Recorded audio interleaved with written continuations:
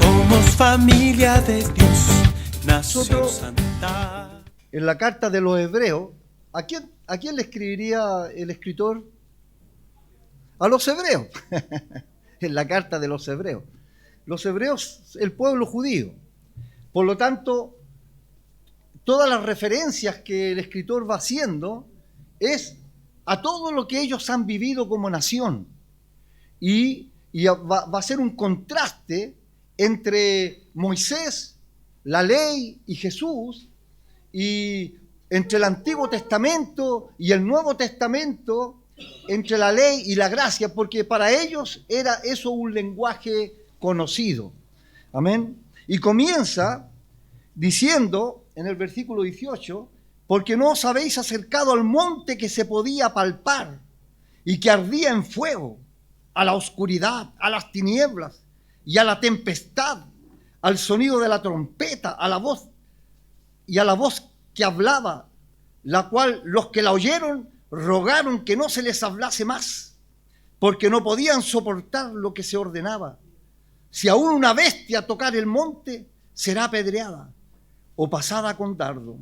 Y tan terrible era lo que se veía, que Moisés dijo: estoy espantado y temblando, sino que os habéis acercado al monte de Sión, y empieza a nombrar varias cosas que vamos a ver esta noche, pero está haciendo una alusión al monte Sinaí, donde el Señor se reveló a ese pueblo y Él descendió con el propósito de tener un encuentro con esa nación.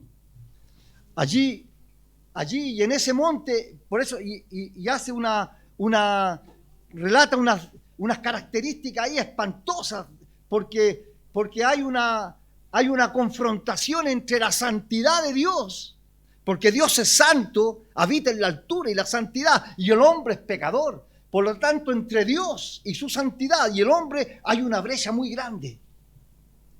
Entonces, cuando Dios saca a ese pueblo de la esclavitud de Egipto y los lleva al monte Sinaí, Él tiene el propósito de revelarse a ellos. Entonces, eso aparece en Éxodo capítulo 19. Lo vimos en la última predicación que yo hice, hablé un poco de esto. Entonces, en el 19, en el versículo 5 de Éxodo, dice: ahora pues, lo que Dios le dijo por Moisés al pueblo, ahora pues, si diereis oído a mi voz, le dice, y guardareis mi pacto, vosotros me seréis mi especial tesoro sobre todos los pueblos, porque mía es toda la tierra, y vosotros me seréis un reino de sacerdotes y gente santa. Dios quería en ellos restaurar su propósito, hacerlos su pueblo, habitar en medio de ellos y que fueran un pueblo de sacerdotes. De eso conversamos tiempo atrás. Pero frente a todos estos truenos, relámpagos y el Sinaí que empezó a humear y la presencia de Dios descendió en fuego, ellos se estremecieron, temblaron frente a esa realidad y se detuvieron en el monte Sinaí porque humeaba, porque Jehová había descendido sobre ellos con fuego, y se asustaron, porque todo encuentro con Dios requiere fe y confianza en Dios, ¿no es cierto? Porque Dios puede demandarnos, porque Él es Dios y es Señor. Y si nosotros no tenemos la confianza, la fe en Él, nosotros no vamos a responder a su demanda. En el 20:19 de Éxodo dice que en esa oportunidad todos temblaron y se pusieron de lejos y dijeron a Moisés: habla tú con nosotros y nosotros te oiremos, pero que no hable Dios con nosotros, porque esto es muy terrible, porque aquí vamos a morir. Entonces podemos apreciar, ¿no es cierto?, la brecha que hay entre un Dios santo y un hombre caído, un hombre pecador, donde inaccesible a nuestra naturaleza humana. Por eso el pueblo le dijo: habla tú, Moisés, con Dios, y nosotros no podemos porque tenemos miedo a morir. No se postraron. O sea, ¿qué pasa cuando tú enfrentas a Dios con todo su esplendor? ¿Qué tienes que hacer? No huir, por hermano. Tienes que postrarte tienes que humillarte, tienes que reconocer tu miseria, tu pobreza, tu condición. Eso es lo que Dios espera para que se produzca la transformación. Ellos a cambio retrocedieron y descendieron al valle mientras Moisés hablaba con Dios. Y fue allí en el valle donde quedó manifiesto lo que había en el corazón de ese pueblo. Porque nosotros podemos, Mary ha expresado algunas palabras, de repente estamos así como retrocedo, no sé cómo reaccionar. Entonces, pero Dios conoce el corazón. Y Dios conocía el corazón de ese pueblo. ¿Y qué pasaba? ¿Qué había en ese corazón? Dice que mientras Moisés estaba en el monte Sinaí, hablando con Dios cara a cara, el pueblo descendió porque le tuvo terror y temor a Dios, descendió al valle. ¿Y qué hicieron? Se hicieron un becerro de oro. Y allí se postraron. Allí no tuvieron problemas para doblar las rodillas, para hacer fiesta, celebración, ¿no es cierto? Y lo adoraron, se embriagaron. ¿Y qué trajeron? Juicio y muerte sobre ellos. O sea, ¿qué es lo que manifestó con ellos? Que su corazón todavía estaba en las cosas del mundo, porque Egipto representa el mundo. Su corazón estaba enredado, estaba motivado por otras cosas y no estaban dispuestos a satisfacer la demanda de Dios. Moisés no pudo conducir a ese pueblo a ese encuentro con Dios para su transformación. Y toda esa generación, sabemos la historia, ¿qué pasó con ellos? Todos murieron en el desierto. Ninguno de ellos entró a la tierra prometida, excepto Josué y Caleb. ¿Por qué? Porque tuvieron otro corazón, otro espíritu, otra actitud frente a la demanda de Dios. Entonces, pero Cristo, entonces el escritor de Hebreo empieza a mostrar esta verdad, ¿no es cierto? Pero que ahora en Cristo Dios se ha hecho cercano. Ahora en Cristo Dios es accesible. No es algo terrorífico. Se ha hecho cercano a los hombres porque Él es el Cordero de Dios que quitó el pecado del mundo y que por medio de su muerte y de su sangre nosotros podemos tener su perdón y podemos reconciliarnos con el Padre y podemos ser restaurados en el propósito de Dios sobre esta tierra. Entonces el escritor de Hebreo hace una invitación, ¿no es cierto?, a la fe, a creer en lo que Dios, en este nuevo pacto que Dios ha hecho, donde Dios se hace accesible, pero no por nuestros méritos, ¿no es cierto? Es por la obra de Jesucristo, el Hijo de Dios, en la cruz. Por ese sacrificio nosotros vamos a tener acceso al Señor. De hecho, lo dice Él en Hebreos capítulo 10, del 19 al 22, voy a leer, dice así: así que hermanos, tenemos libertad para entrar al lugar santísimo por la sangre de Jesucristo, por el camino nuevo y vivo que Él nos abrió a través del velo, esto es, de su carne. Porque tenemos un gran sumo sacerdote, podemos acercarnos a Dios con corazón sincero, en plena certidumbre de fe, purificados los corazones de mala conciencia y lavados los cuerpos de agua pura. O sea, el escritor de Hebreos está invitando al pueblo hebreo, a los hebreos que conocían todo este pasado, que ahora en Cristo hay una buena noticia. Dios se ha hecho accesible, cercano. No tenemos que huir, por el contrario, no tenemos que hacer nada, solo creer y poner fe en lo que Dios ha hecho en la persona de Jesús. Pero hay una puerta, ¿no es cierto? ¿Y cuál era la puerta? Los apóstoles van a ser claros en esto. La puerta es arrepentíos y convertíos, porque el reino de los cielos se ha acercado. El arrepentimiento, esa actitud de postración, de reconocer mi necesidad del Señor, es la puerta para entrar porque este camino ahora está abierto. Pero yo no puedo entrar al camino si no paso primero por la puerta. Por eso Jesús es camino, es puerta, camino y meta. Porque Dios, siendo santo y habita en las alturas y en la santidad, y Dios no ha cambiado. No es que Dios ahora se hizo más accesible, no, Dios siempre ha sido santo.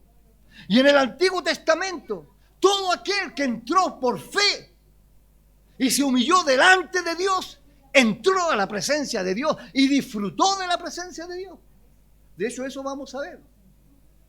Pero como este pueblo tenía un corazón duro, entonces Dios les empezó a establecer ese sistema de sacrificio, que sería una figura, ¿no es cierto?, de lo que sería Jesucristo cuando cumplido el tiempo. De tal manera que por la fe nosotros ahora nos podemos acercar. Y si nos acercamos a Jesús, nos acercamos a su reino. Y de hecho habla en este pasaje que leímos de un reino, que este reino es un reino inconmovible. ¿Y en qué consiste este reino inconmovible? Empieza a declararlo allí. Si tú puedes leer conmigo en el versículo 22, de ahí para adelante dice, sino que os habéis acercado al monte de Sión, no al Sinaí, que representa a Moisés, la ley, donde el hombre no puede acceder a Dios, sino que nos hemos acercado, dice, al monte de Sión. ¿Qué más? A la ciudad del Dios vivo, la Jerusalén celestial. 3, ¿qué dice? A la compañía de muchos millares de ángeles. 4, a la congregación de los primogénitos que están inscritos en el cielo, en los cielos. 5, a Dios el juez justo, a Dios el juez de todos. 6, a los espíritus de los justos hechos perfectos. Y 7, a Jesús, el mediador del nuevo pacto, y a la sangre rociada que habla mejor que la de Abel. Ahí hay 7 características que son del reino de Dios, que vienen con Cristo. Si yo recibo a Cristo, recibo el reino de Dios. Pero cuando hablamos de reino, ¿qué significa eso? ¿Qué incluye el reino de Dios? Bueno, aquí el escritor empieza a desglosar aquellas cosas.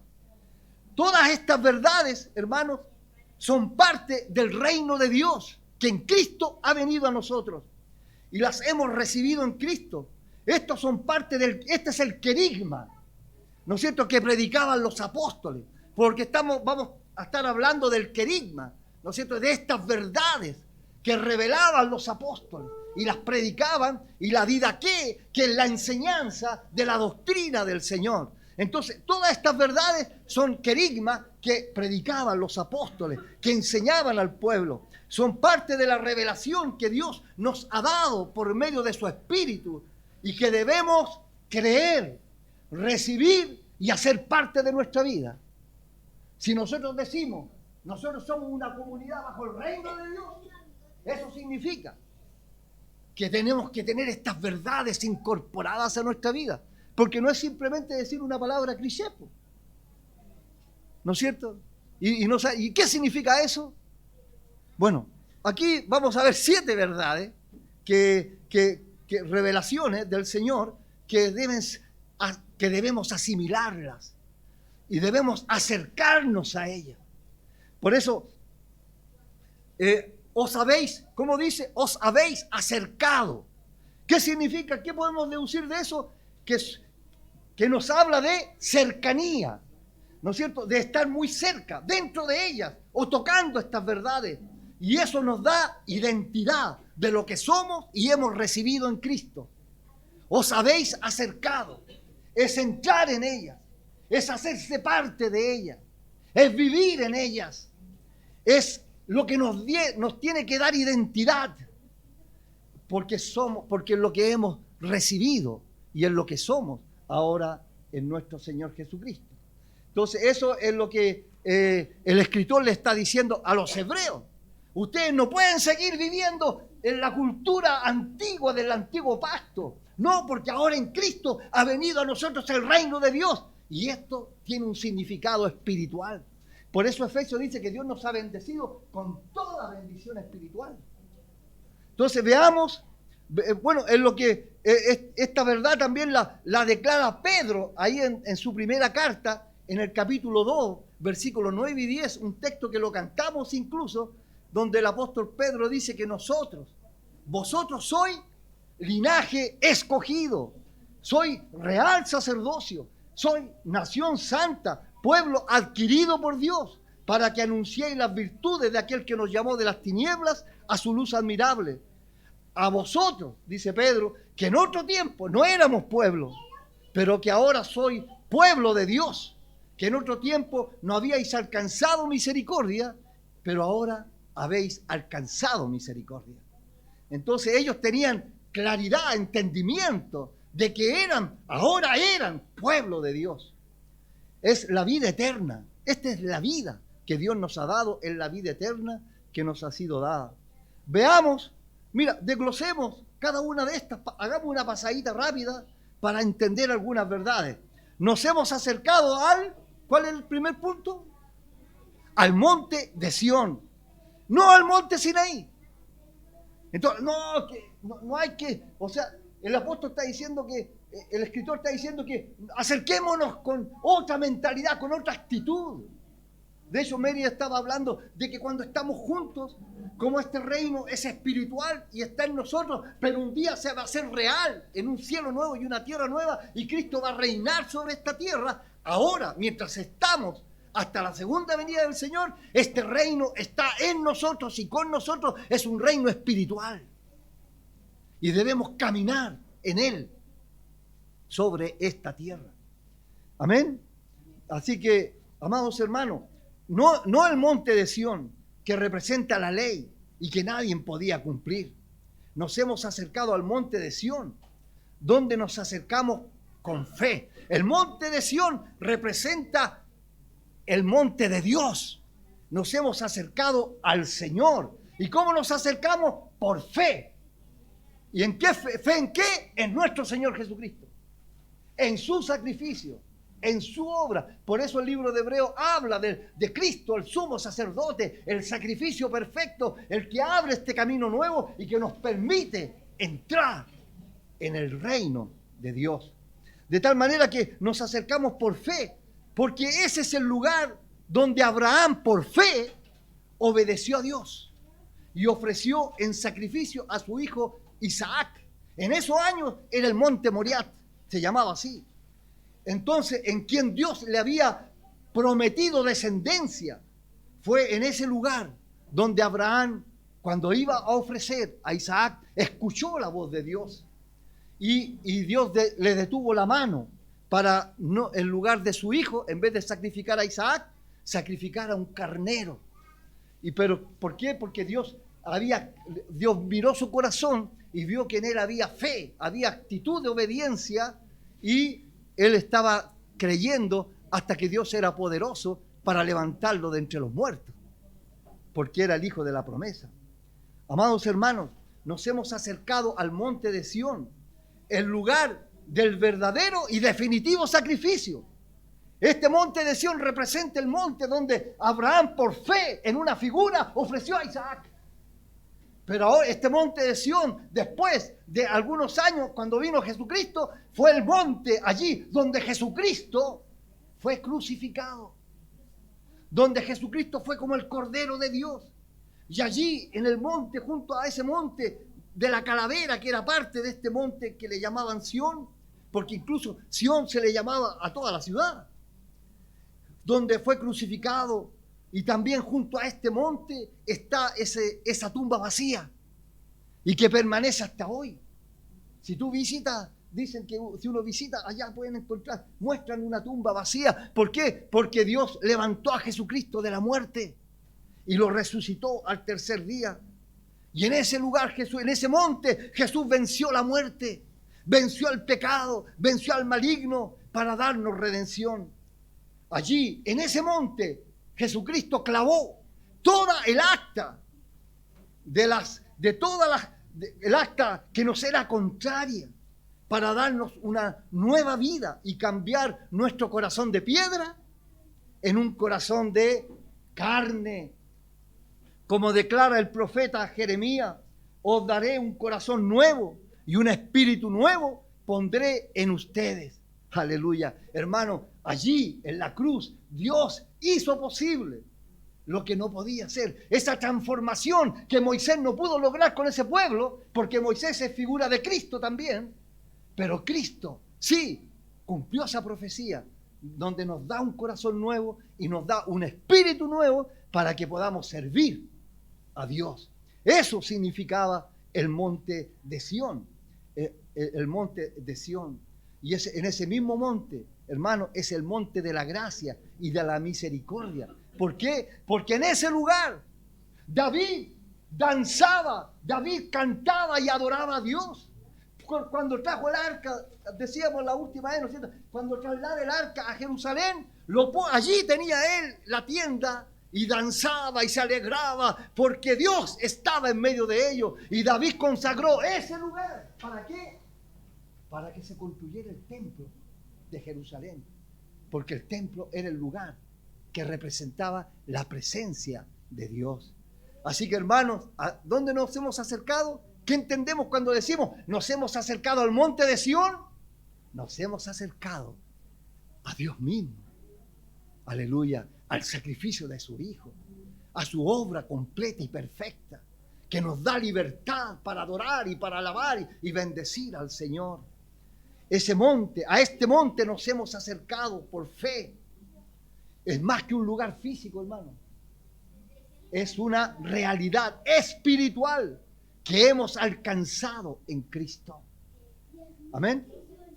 Segundo, ¿cuál es el segundo punto? Nos hemos acercado, ¿lo está leyendo? A la ciudad del Dios vivo, la Jerusalén celestial. Hermano, el apóstol Pablo a los Filipenses 3:20 dice, porque nuestra ciudadanía está en los cielos, de donde también esperamos al Salvador, al Señor Jesucristo. El apóstol Pablo, él entendía, hermanos, que nuestra ciudadanía, y ciudadanía es ser ciudadano de una ciudad, que esa ciudad estaba en los cielos y que nuestra ciudadanía estaba allá. Aleluya. Los filipenses acuérdense que los filipenses eran una colonia romana. Por lo tanto, ellos tenían por derecho la ciudadanía romana. Y en ese tiempo era un gran privilegio. Y el apóstol Pablo le dice, a esa gente le dice, hermano, la ciudadanía romana no es nada. Ustedes ahora en Cristo son ciudadanos del reino de los cielos. Aleluya. Vuestra ciudadanía está en el reino de Dios. Así que, hermanos, y este reino y esta ciudad celestial que llamará más adelante es la ciudad del Dios vivo, en la Jerusalén celestial que es eterna. Esa fue la fe y fue la esperanza de Abraham y de todos aquellos hombres y mujeres de fe que caminaron sobre esta tierra y vivieron por fe. Y que son los que se registran, allí en hebreo lo registra el escritor en el capítulo 11. Esa fue la fe de Abraham y de todos aquellos que aparecen en el capítulo 11. Mira, el versículo 8, 11:8 dice, por la fe Abraham, siendo llamado, obedeció para salir al lugar que había de recibir como herencia. Salió sin saber a dónde iba. Por la fe habitó como extranjero en la tierra prometida, como en tierra ajena, morando en tiendas con Isaac y Jacob, coherederos de la misma promesa, porque esperaban la ciudad, cuyo arquitecto y constructor es Dios. Ellos no tenían puesto, hermano, su corazón en un pedazo de tierra, aunque era tremenda tierra la que Dios les estaba ofreciendo. Ellos tenían su fe y su esperanza en la ciudad, cuyo arquitecto y constructor es Dios. Iba mucho más allá, porque cualquier ciudad que se construyera, ¿cuánto dura? Hay ciudades una tras otra en los escombros. Pero la Nueva Jerusalén es una ciudad eterna, construida por Dios. Y esta no fue solo una locura de Abraham, hermanos, sino que las Escrituras registran que todos aquellos que aparecen allí en el capítulo 11 murieron en esa esperanza.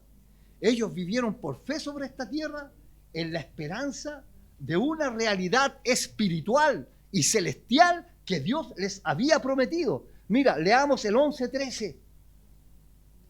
Dice así, estamos en Hebreo, conforme a la fe murieron estos, todos de los que viene hablando, sin haber recibido lo prometido, sino mirándolo de lejos y creyéndolo y saludándolo y confesando que eran extranjeros y peregrinos sobre la tierra, por lo que estos dicen claramente dan a entender que buscan una patria, pues si hubieran estado pensando en aquella de donde salieron, ciertamente tenían tiempo de volver, pero anhelaban una mejor, esto es, celestial, por lo cual Dios no se avergüenza de llamarse Dios de ellos, porque les ha preparado una ciudad. Hermano, ellos, todos estos hombres de fe del antiguo, de los linajes de fe, porque desde Set, por el linaje de Caín, viene el linaje del pecado, de la naturaleza pecaminosa. Construyeron ciudades y todas fueron derribadas con el diluvio. Pero por el linaje de Set, las familias van construyendo y van edificando en esperanza, en fe, aleluya, de que Dios iba a establecer un reino. Y eso debe ser nuestra fe, porque es parte de esa verdad. Amados hermanos, ellos anhelaban esta ciudad celestial. Jesús también habló de esto en Juan capítulo 14, versículo 1. ¿Qué dice? Un texto conocido. No se turbe vuestro corazón. ¿Creéis en Dios? Creed también en mí, dijo Jesús. Porque en la casa de mi Padre muchas moradas hay. Y si así no fuera, yo os hubiera dicho, voy pues a preparar lugar para vosotros. Y si me fuere y os preparare lugar, vendré otra vez y os tomaré a mí mismo, para que donde yo estoy, vosotros también estéis. Aleluya. Jesucristo dijo, mi reino no es de este mundo. El reino de Jesucristo es un reino eterno y no puede establecerlo con estas condiciones humanas caídas en pecado, porque todo perece sobre esta tierra. Pero lo único que permanece, dice, es la palabra de Dios. Y por esa palabra Dios establecerá un reino y esta ciudad celestial gloriosa. La Jerusalén celestial es la ciudad que el Espíritu Santo le mostró a Juan en la isla de Patmos. Y está registrado allí en Apocalipsis capítulo 21, del 1 al 4. Busquen Apocalipsis 21, del 1 al 4. Habla de esta ciudad. Vi un cielo nuevo y una tierra nueva, porque el primer cielo y la primera tierra pasaron. Y el mar ya no existe más. El mar, no hay más playa. No va a haber más playa. ¿Por qué? Porque dice que la tierra será llena de la gloria de Dios, como las aguas cubren el mar. ¿Qué va a reemplazar el mar? La gloria de Dios. Aleluya. Hermanos, dice que y el mar ya no existía más. Y yo, Juan, dice, vi la santa ciudad, la nueva Jerusalén, descender del cielo de Dios, dispuesta como una esposa para su marido.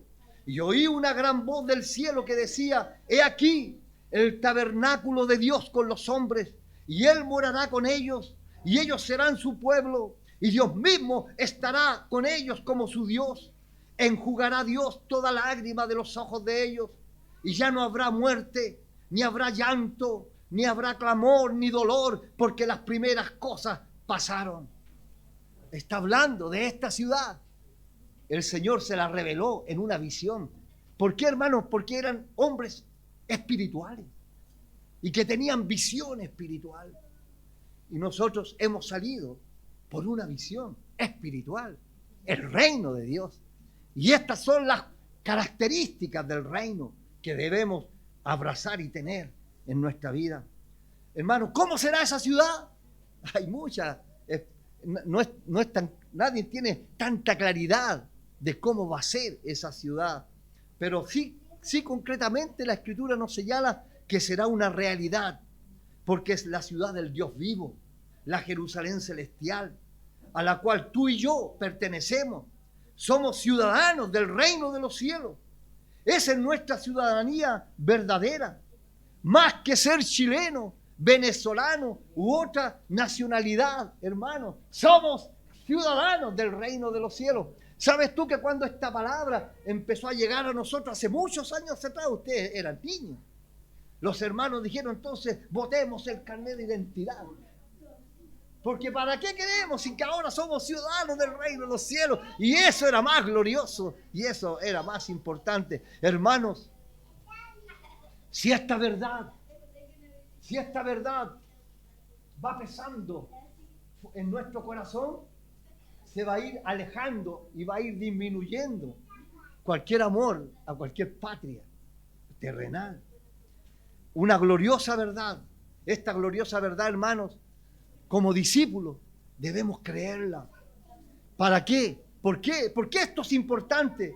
Porque esto nos impide, hermanos, esto nos alumbra y nos hace no poner los ojos en este mundo, en este sistema humano, en este sistema que será removido cuando sea establecido el reino de Dios inconmovible en un cielo nuevo y en una tierra nueva, porque esta primera tierra será arrasada por el fuego.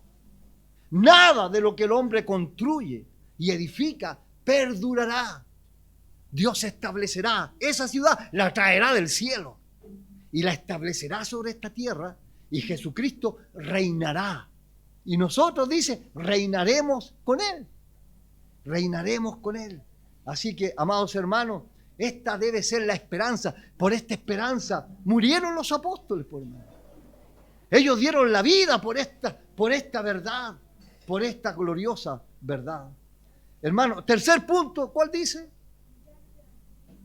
Nos hemos acercado a la compañía de muchos millares de ángeles. En las Escrituras, hermano, muchos, como estamos hablando de todo este linaje espiritual que atraviesa la historia, ellos vivieron una realidad espiritual y muchos de ellos tuvieron experiencias con los ángeles. Y muchos de ellas quedaron registradas en las Escrituras para la edificación de nuestra fe. Abraham experimentó con ángeles.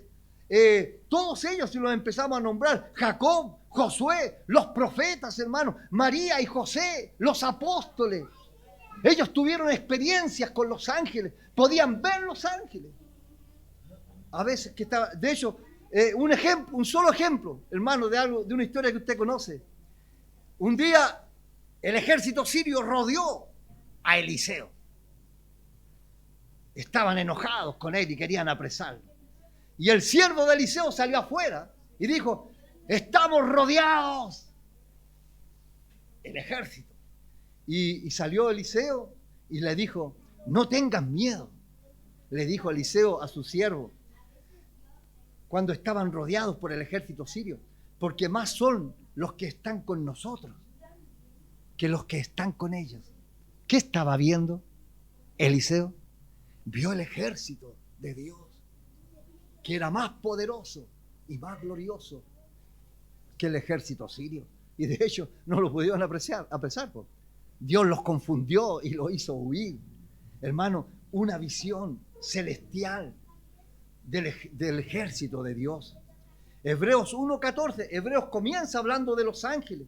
Dice que los ángeles, el 1:14 dice que los ángeles son espíritus ministradores enviados por Dios para el servicio a favor de los que serán herederos de la salvación. Ellos están de parte de Dios. ¿Para qué? Para protegernos, para guardarnos, para darnos dirección. ¿Cuántas veces aparece en la Escritura? Y un ángel le dijo, no vayas para acá. Y un ángel se apareció. Y un ángel le anunció. Un ángel se le apareció en sueño. ¿Se te han aparecido ángeles en sueño? De parte de Dios para darte una palabra. Tenemos que vivir esta realidad espiritual que nos llama el apóstol de Hebreos. Ellos son de parte de Dios para nosotros. Los ángeles, pero los ángeles sobre todo, y lo declara, Y lo declara en el primer capítulo hebreo, que cuando el primogénito, Jesucristo, ingresó a este mundo, huestes de ángeles lo adoraron. Y los pastores vieron y fueron testigos de cómo las huestes de ángeles adoraban al Hijo que había nacido. Amados hermanos, los ángeles, por sobre todo, son ministradores de adoración y de alabanza a Dios. De tal manera, como decía Jesús, ustedes tienen que ser adoradores, que adoren en espíritu y en verdad. Pero no podemos tener un tiempo de adoración, como decía Pablo, si estamos distraídos, si estamos pensando o nuestro corazón lo tenemos fuera de este lugar. No, dice que debemos adorar a Dios en espíritu y en verdad. Hermano, y si adoramos en espíritu y en verdad, ¿sabe lo que se hace presente? Los ángeles. Y los ángeles estarán a nuestro alrededor y se van a unir a nuestra adoración a Dios. Hay muchos testimonios de hermanos espirituales que adoraban y cantaban al Señor y graban y aparecen voces angelicales, porque los ángeles se unen a la adoración cuando es una adoración en espíritu y en verdad. Aleluya. Hermanos, nosotros nos hemos acercado a esta verdad, pero acerquémonos más, toquémosla más, hagámosla más parte, que no sea un cuento que nos cuente otro, sino que sea una experiencia en nuestras vidas. Amén. Debemos pedir a Dios vista espiritual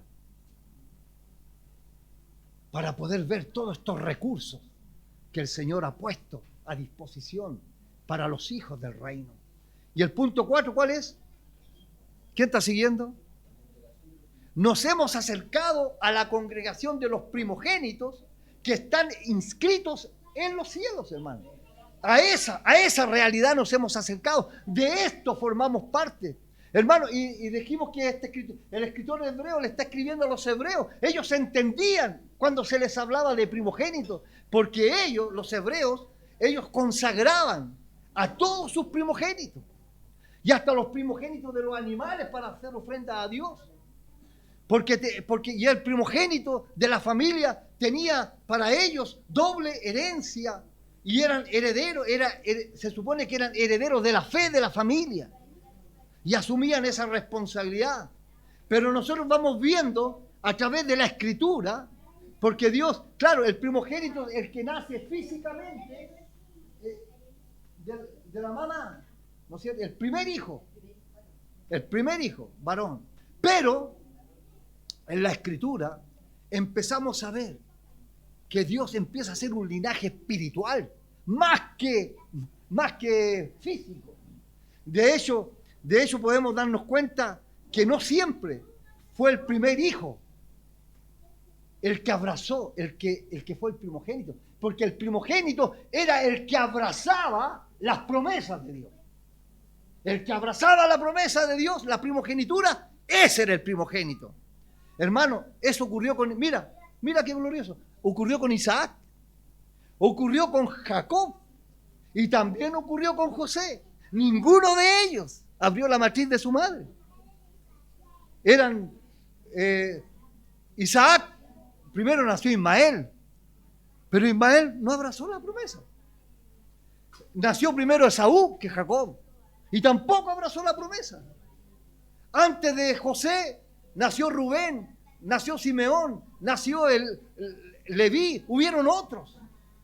Él es como casi de lo último, pero tomó la promesa. Y de hecho cuando José tomó a sus dos hijos, llevó al mayor y al menor y puso al mayor delante de Jacob para que lo bendijera, y ya Jacob estaba viejo. Y Jacob hizo el cambio y bendijo al menor, porque Dios conoce el corazón. Porque Dios conoce el corazón. Amados hermanos, así ocurrió en el reino de Cristo. ¿Quién es el primogénito? Cristo. Y en Él todos No hay ningún hijo que no quede exento de la promesa de Dios. En el primogénito todos los hijos son llamados a ser consagrados al propósito de Dios, hermano, y están inscritos en los cielos. Fíjate que hace una relación, que están inscritos en los cielos. Y Jesús le dijo, acuérdate que Jesús le dijo a sus discípulos, no se alegren, porque los demonios se les sujeten. ¿De qué tienen que alegrarse? De que sus nombres están inscritos en el libro de la vida. Hay un registro civil en el cielo, que es el libro de la vida. Y ahí están registrados todos los que nacen al reino de Dios. Cuando creemos en el Señor y recibimos por fe la obra de Cristo en la cruz, somos perdonados, recibimos de Dios el Espíritu y experimentamos el nuevo nacimiento, y desde ese momento nuestros nombres quedan inscritos en el libro de la vida. Porque somos hijos consagrados a Dios en el primogénito. Y dice, nos hemos acercado a la congregación de los primogénitos que están inscritos en los cielos. Filipenses 4:3, mira lo que leían los apóstoles. Filipenses 4:3. Escribe el apóstol Pablo: asimismo te ruego también a ti, compañero fiel, que ayudes a estas que combatieron juntamente conmigo en el Evangelio, con Clemente también y los demás colaboradores míos, cuyos nombres están inscritos en el libro de la vida. Hermanos, y debemos ser fieles y perseverar para que nuestros nombres no sean borrados. Pueden ser borrados. Dice, Jesús lo dijo en Apocalipsis 3:5. Dice que al que venciere será vestido de vestiduras blancas, y no borraré su nombre del libro de la vida, y confesaré su nombre delante de mi Padre y delante de los ángeles. O sea, ¿qué quiere decir? Que podría ser borrado nuestro nombre. Por eso, el que venciere, tenemos que perseverar. Por eso, el escritor de Hebreos empieza a animar a los hermanos a no retroceder, a avanzar a la meta, a seguir la carrera, porque el que venciere, ese será heredero del reino de Dios. Amén. Así también en el gran juicio, en el trono blanco registrado en Apocalipsis capítulo 20, versículo 11, si quieres buscarlo, el apóstol Juan escribió lo siguiente, que tiene que ver con los libros, que hay libros que registran todos los cielos. Dice, y vi un gran trono blanco, y al que estaba sentado en él, delante del cual huyeron la tierra y el cielo, y ningún lugar se encontró en ellos. Y vi a los muertos, grandes y pequeños, de pie ante Dios, y los libros fueron abiertos. Y otro libro fue abierto, el cual es el libro de la vida. Y fueron juzgados los muertos por las cosas que estaban inscritas en los libros según sus obras. Hermanos, y en el versículo 15 dice, y el que no se halló inscrito en el libro de la vida fue lanzado al lago de fuego, junto a la muerte y al Hades, porque el Hades era el lugar donde iban los muertos que morían sin Cristo, sin Dios. Y ellos también son resucitados, pero para ser juzgados en el trono blanco conforme a lo que estaba escrito en los libros, de acuerdo a lo que ellos habían vivido. O sea, delante de Dios no hay excusa, porque todo está registrado. Pero los creyentes que morían en Dios no se iban a ese lugar. Ellos quedan en la presencia del Señor, en un estado de espera. Vamos a ver más adelante. Dios, hermano, pero Dios es amor y lleno de misericordia para perdonar y salvar. Pero también dice el punto 5 que nos hemos acercado a Dios, el juez de todos. Él juzgará a todos. Él es juez, hermano, y nada queda fuera del conocimiento de Dios, porque todo está registrado en los libros. Ese fue el punto 5, ¿no es cierto? Que nos hemos acercado a Dios. que es juez de todo. Y el punto 6 dice, nos hemos acercado a los espíritus de los justos hechos perfectos. Y aquí toca a los que murieron en la fe. Los espíritus de los justos hechos perfectos son todos aquellos que ya fueron perfeccionados antes que nosotros, a través de la historia, que caminaron en esta tierra por fe, con la esperanza de las promesas de Dios. Y hoy están en su presencia. Y muchos de ellos, hermanos, fueron martirizados por causa de la fe y el testimonio sobre esta tierra. Pero todos ellos, ¿qué están esperando? La resurrección y la transformación de sus cuerpos. Porque la tierra y el mar entregará los cuerpos. Y estos cuerpos serán glorificados y serán unidos a estos espíritus justos que fueron perfeccionados para recibir al Señor en su segunda venida. Y los que estén en esta tierra vivos, dice que en un abrir y cerrar de ojos serán transformados sus cuerpos, glorificados, y se unirán a todos estos que a través de la historia, para juntos recibir a Dios, aleluya, al Señor, a su reino definitivo sobre esta tierra. Amados hermanos, es glorioso, es gloriosa la esperanza que Dios nos ha llamado en Cristo a un reino inconmovible que será establecido sobre esta tierra. Y todos aquellos que partieron antes que nosotros son la nube de testigos que habla el capítulo 11 de Hebreos. Son los testigos que nos alientan ¿a qué? A perseverar hasta su venida, hasta la venida del Señor. Entonces, ¿cuál es la iglesia del Señor? ¿Quiénes constituyen la iglesia del Señor? Todos los redimidos que a través de la historia, desde Abel, que agradó a Dios, hasta el último que va a reconocer a Cristo sobre esta tierra. Amén. Punto 6. ¿A quién nos hemos acercado? También nos hemos acercado a Jesús, el mediador del nuevo pacto, y a la sangre rociada que habla mejor que la de Abel. Hermanos, nos hemos acercado a Jesús y nos hemos acercado a su sangre que nos habla de perdón, ¿no es cierto? Y no de venganza. ¿Por qué la sangre habla mejor que la sangre de Abel? Porque Abel fue asesinado y su sangre clama justicia. Porque no fue justa su muerte.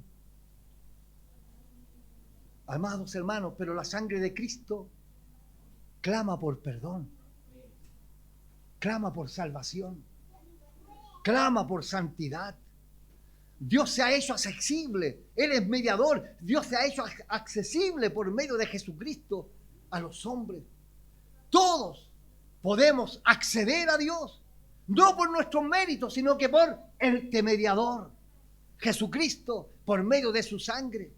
Hermano, no hay ninguna forma más concreta que entrar. Si quieres entrar a la presencia del Señor, dice que entramos por este camino nuevo al lugar santísimo por la sangre. Así que cuando tú quieras entrar y quieras que tu adoración llegue al trono de Dios, abrázate a la sangre. Porque la sangre la cubre. Porque en el trono blanco, ¿no es cierto? Allí en el trono de Dios, Dios juzgará a todos los que murieron sin Dios de acuerdo a lo que sus obras registradas en los libros. Pero, ¿qué pasa con los que están en el libro de la vida? Dios mira y dice, ellos entran por los méritos de Dios. Por eso, en las Escrituras, tú encuentras hombres como Abraham que fallaron, David falló, pero ellos no accedieron a Dios por sus méritos, porque fueron hombres perfectos. Ellos accedieron a Dios porque pusieron fe, en que Dios era misericordioso y que Dios era pronto para perdonar. Y ellos se cubrieron en ello, se cubrieron en Él, y ellos disfrutaron, aún sin el sacrificio de Cristo. Hermano, por la fe se tomaron del sacrificio de Cristo. Porque cuando alguien ofrecía un animal, Dios también esperaba que pusieran fe y lo hicieran de corazón. No simplemente un protocolo, aquí traigo mi animal, ya le corto la cabeza y ahí él murió en mi lugar. No, Dios quería que no, yo estoy muriendo ahí. Es mi culpa, es mi pecado.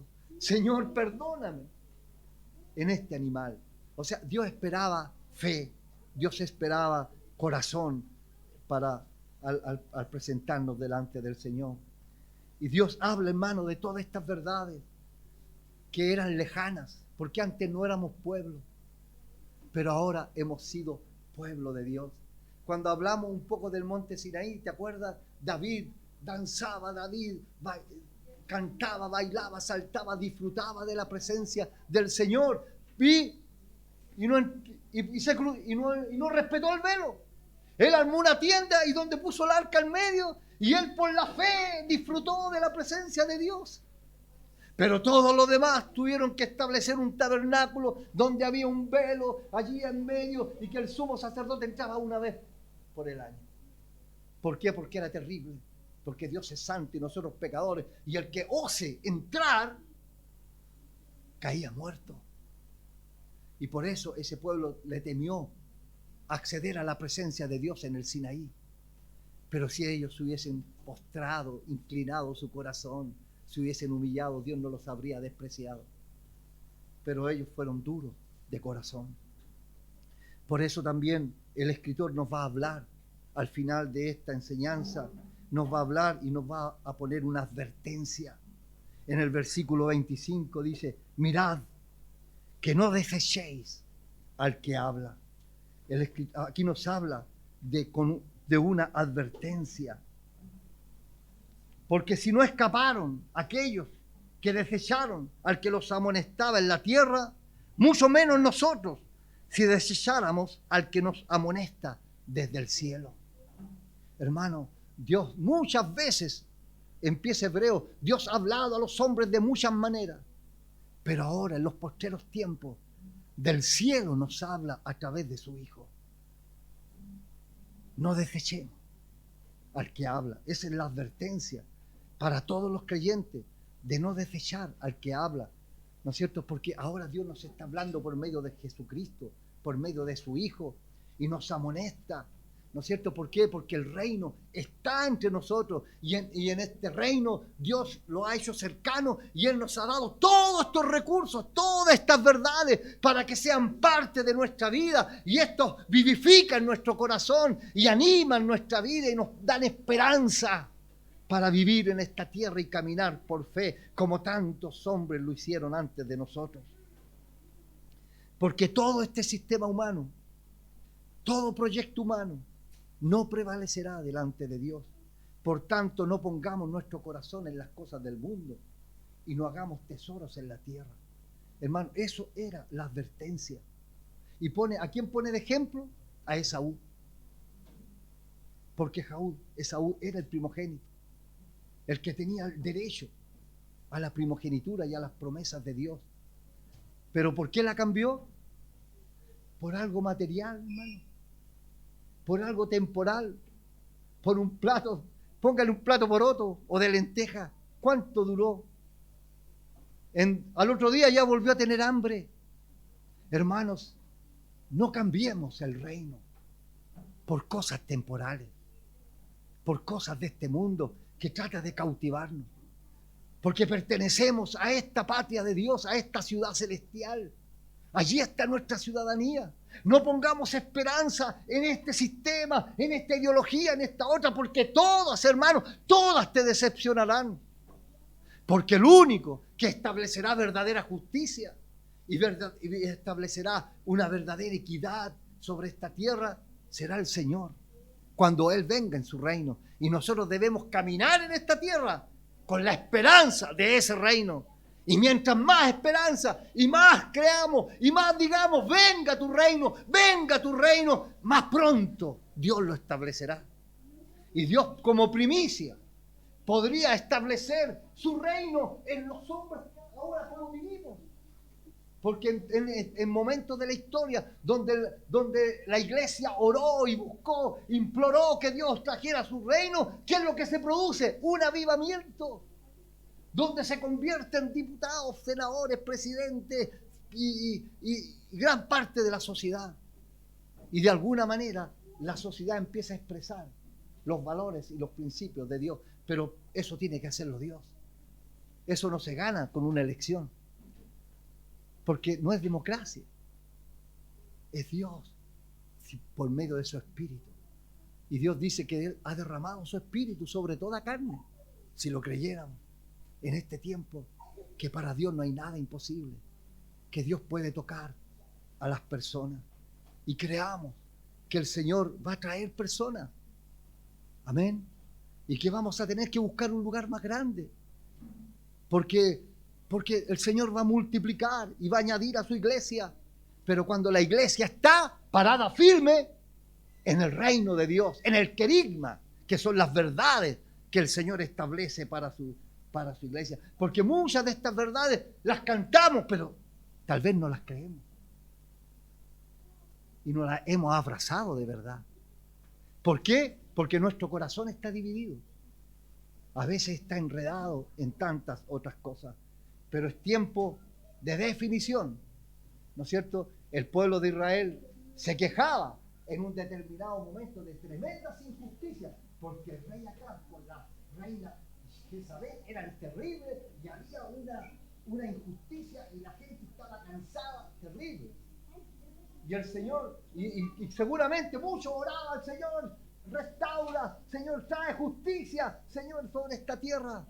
Y Dios levanta al profeta Elías y les dice y les enseña que Dios puede cambiar las realidades de esta tierra si Dios puede cambiar el corazón de sus hijos, de su pueblo. Pero tienen que dejar de claudicar entre dos pensamientos.